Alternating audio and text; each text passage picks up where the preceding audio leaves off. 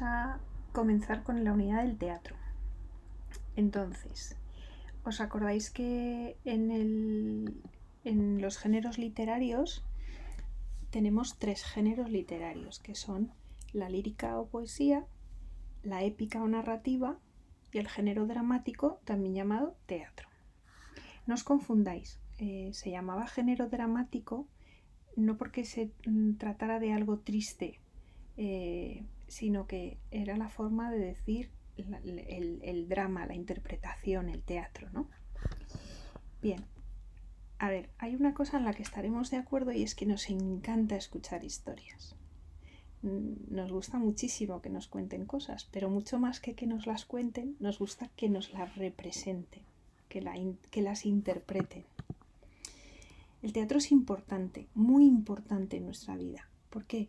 En primer lugar, porque muestra emociones, experiencias, muestra los sentimientos que tienen las personas.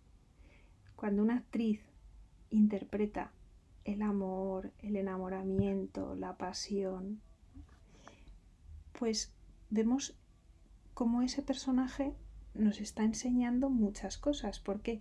Porque nos podemos ver reflejados en él, o podemos entender a personas que actúan como él o se sienten como él, o nos podemos ver interpelados por él, ¿no?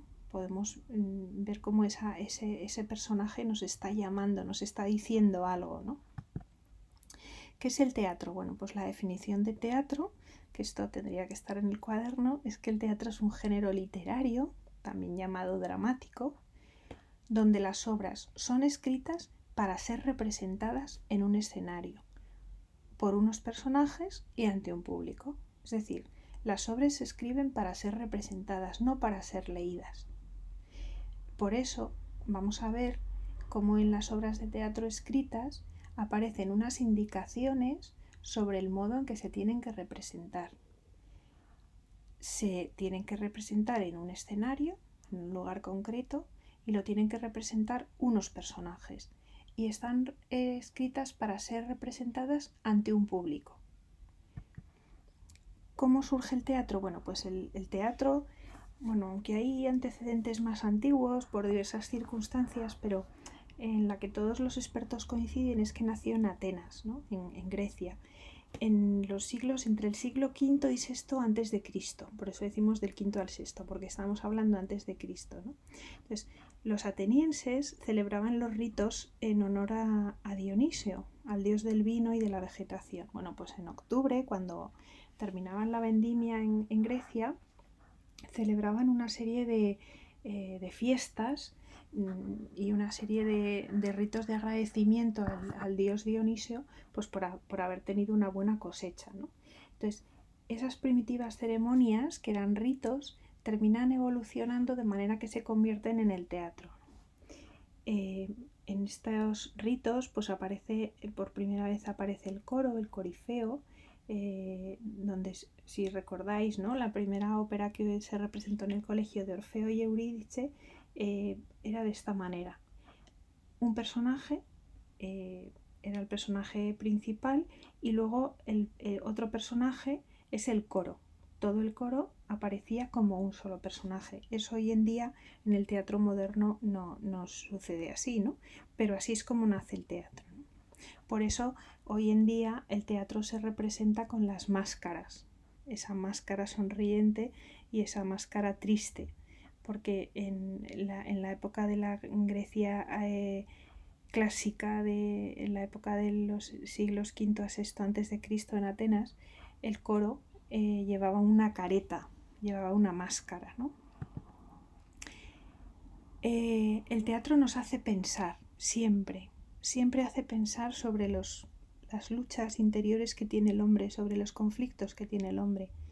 El teatro trata sobre sentimientos de carácter universal, es decir, uno lee una obra de Shakespeare, uno ve una representación de Macbeth, por ejemplo, que es una obra de teatro donde se nos habla de la ambición, ¿no?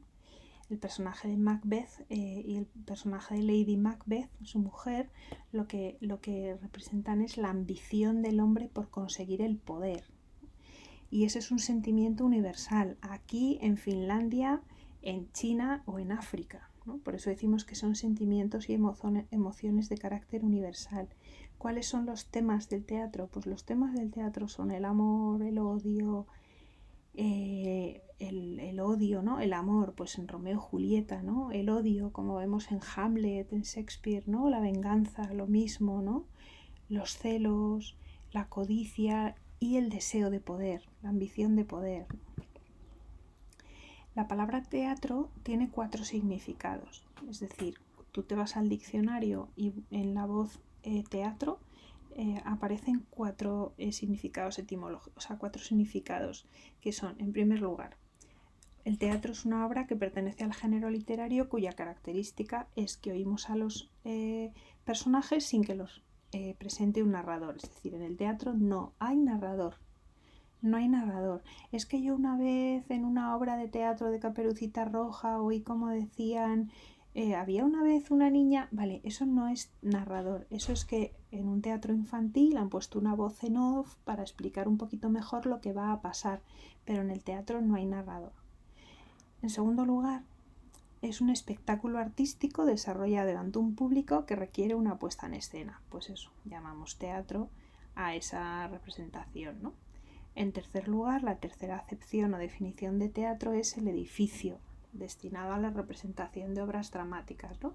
Pues el teatro español, el teatro arlequín, el teatro, pues eso, el edificio con las butacas donde se representa la obra teatral. Y en cuarto lugar, hacer teatro en el sentido de simular. Oye, ese jugador de fútbol está haciendo teatro para que el árbitro pite penalti. Pues ya está. En el teatro